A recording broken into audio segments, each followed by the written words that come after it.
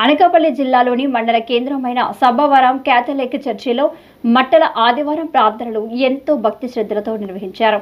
అక్కడి ఫాతిమా మాతా చర్చి విచారణ గురువులు ఫాదర్ థామస్ పులికర్ క్రీస్తు ప్రభువును అప్పటి జెరూసలేంలో ప్రజలు స్వాగతం పలికిన తీరును పవిత్ర గ్రంథం బైబిల్ వేద పఠనంను అనుసరించి చదివి వినిపించారు. క్రీస్తు రాజును జెరూసలేం ప్రజలు ఊరేగింపు కోసం వేస్తున్న ప్రయత్నం గుర్తించిన ప్రభువు ఒకచోట ఇంతవరకు ఎవరూ పయనించని గాడిదను తన కోసం తండ్రి దేవుడు ఏర్పాటు చేసినందున దాన్ని తీసుకురావాలని ఆదేశించారు అని పేర్కొన్నారు. ఆనాటి యెరూషలేము ప్రజలు క్రీస్తు ప్రభువును ఊరేగించిన దినాన్ని నేడు మ్రాని కొమ్మల ఆదివారం అని పిలుస్తూ క్రైస్తవ భక్తి గీతాలతో ఊరేగిస్తారు అని చెప్పారు. అనంతరం భక్తులకు ఫాదర్ థామస్ దివ్య సత్ప్రార్థన సదనం పంపిణీ చేశారు.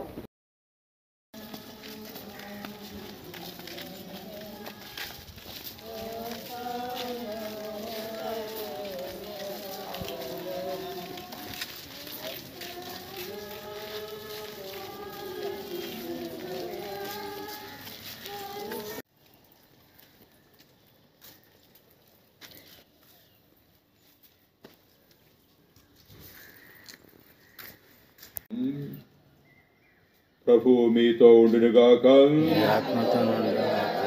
సహోదరి సహోదరులారా, తపస్కాలము ప్రారంభము నుండి నేటి వరకు ప్రాయశ్చిత్త క్రియ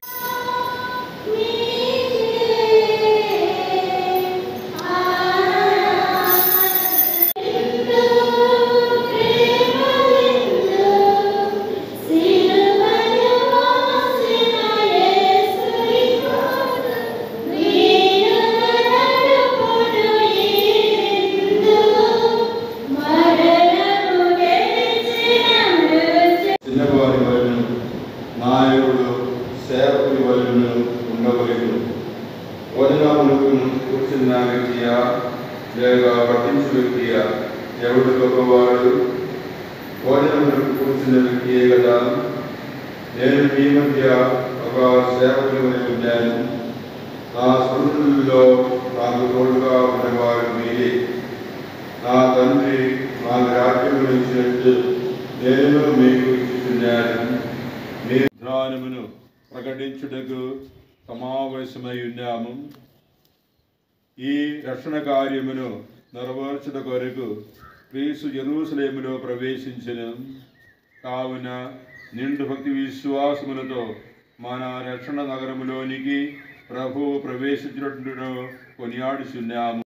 అక్కడే అక్కడే పెట్టి ప్రత్యేకముగా దాని మీద ఆ గాడిని నడిపి అక్కడే ఆ ప్రభువుని ప్రత్యేకంగా స్తోత్ర గీతములతో ఆయన కోరుతున్నారు.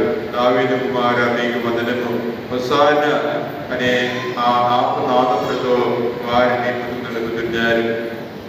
అప్పుడు పరిసయ్యులు అదేవిధంగా అక్కడ ఉన్నటువంటి దేవుని రాజ్యంలో ఇది నెరవేరు వరకు నేను దీనిని మరలా చూడను.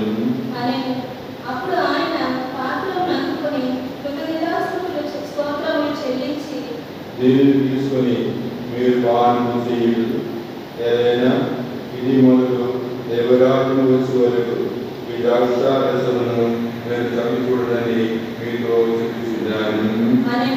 అప్పుడు యేసు రొట్టెను అందుకొని కృతజ్ఞతా స్తోత్రములు చెల్లించి దానిని తుంచి వారికి వసపుచ్చు, ఇది మీ కొరకు అర్పింపబడను. పరుడు నా శరీరము, దీనిని